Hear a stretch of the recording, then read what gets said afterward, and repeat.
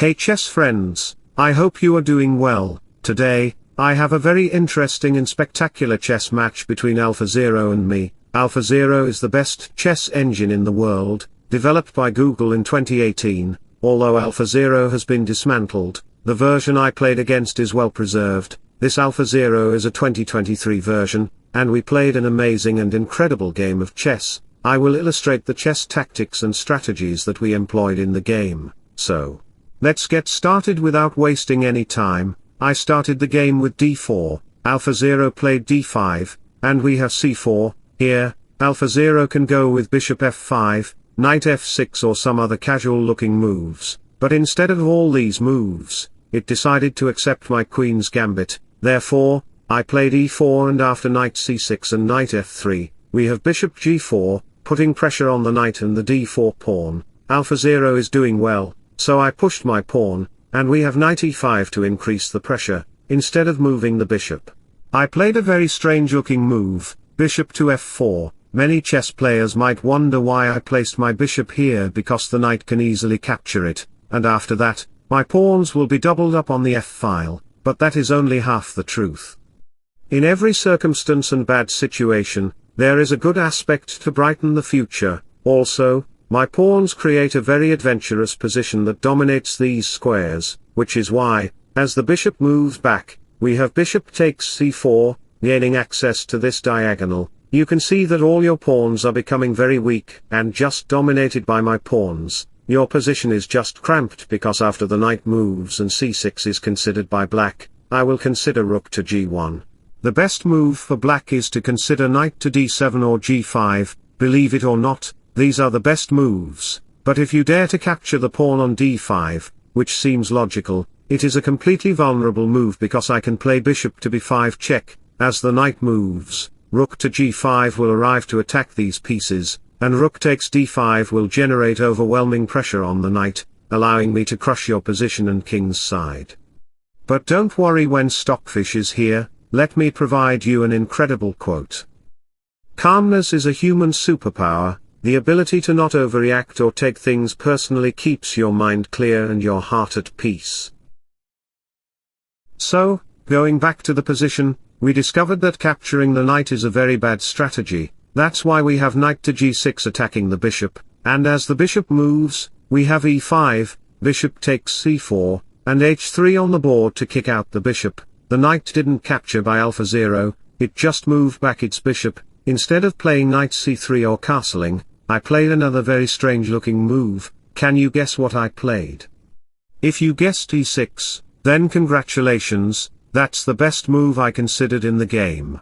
And it is completely challenging and very difficult to find. At this point, if many players were playing with the black pieces, they might think of c takes d6, but it is a completely rubbish move because my queen can bring herself out to b3, putting pressure on these two pawns. After queen to e7, I can develop my knight to the c3 square with the idea of knight to d5, and as the bishop moves, I can still consider knight to d5, putting pressure on your queen. Therefore, after capturing and bishop takes d5 on the board, putting pressure on the b7 pawn, the rook comes in, and knight to g5 will arrive to put more pressure on the f7 pawn. Playing knight h6 doesn't matter because I can simply play g3, castle, and this position gives me almost a 5-point advantage. Like I am up a rook, your pieces, along with the king, are very vulnerable and awkward.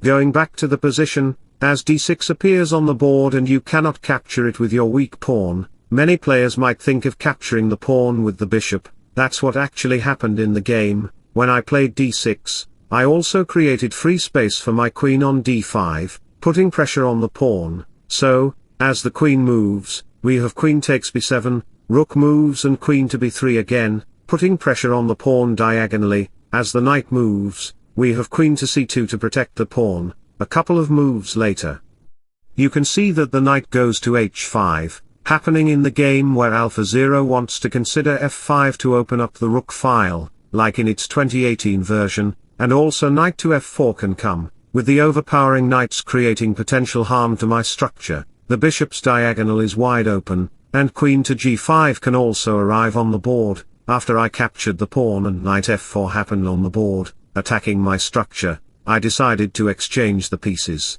And here another knight is doing the same thing as its predecessor. As the knight moves to the e2 square, AlphaZero considered a very brilliant move. Can you guess that move? I'm giving you another chance to think about it. Try to think a little bit. Yes, if you guessed knight takes h3, then congratulations, you are correct. That is the best move that AlphaZero actually considered in the game. This opens up the g-file completely. Therefore, after the queen goes to the f6 square, putting pressure on the knight, playing queen d3 would not bring any advantage to me. Therefore, I need to just move back my knight, and bishop to e7 will arrive. That's what actually happened in our game. Bishop takes h3 can arrive, the rook file can get there, and queen g5 check can ruin my position. Bishop takes h3 actually happened in the game. Attacking the rook, many players might think of considering rook to e1, but it is a completely vulnerable move. Let me show you why. AlphaZero can simply consider h5, threatening to play h4 to dominate the g3 square where the knight on g3 cannot arrive. Therefore, the queen and bishop can siege my position and dominate it. Queen to g5 check can also arrive. The position is not good for me because the king will be under severe pressure.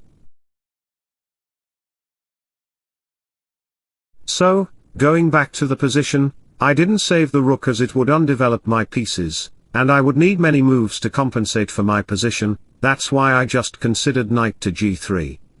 So, after the exchanges occur, we have a few more moves. Later, the knight and queen are attacking the pawn, and the bishop arrives. You can see that we are just making 4000 elo rated moves. I don't want to explain all these moves because it's about to transition into the endgame, and my pawn is advancing to the a6 square. The rook moves to g5, played by AlphaZero. I didn't capture the rook because, after queen takes knight, another rook can move to the f6 square to dominate my king's side. That's why I just moved my king back. After a few more moves, we had some pawn exchanges, and f3 appeared on the board. You can see that we are just maneuvering pieces, like in a chess coffee bar. We exchanged queens, and at the end of the day, I had two connected pawns, which is completely winning for me. In this position, it's completely winning for me. As I mentioned, I captured his rook, and at the end of the game, I had three pieces. Slowly but surely, I developed my pieces, and finally I checkmated him. I hope you enjoyed the game very much. If you enjoyed the AlphaZero content, then do subscribe and comment on my video that you want more. Until then, bye bye, see you soon.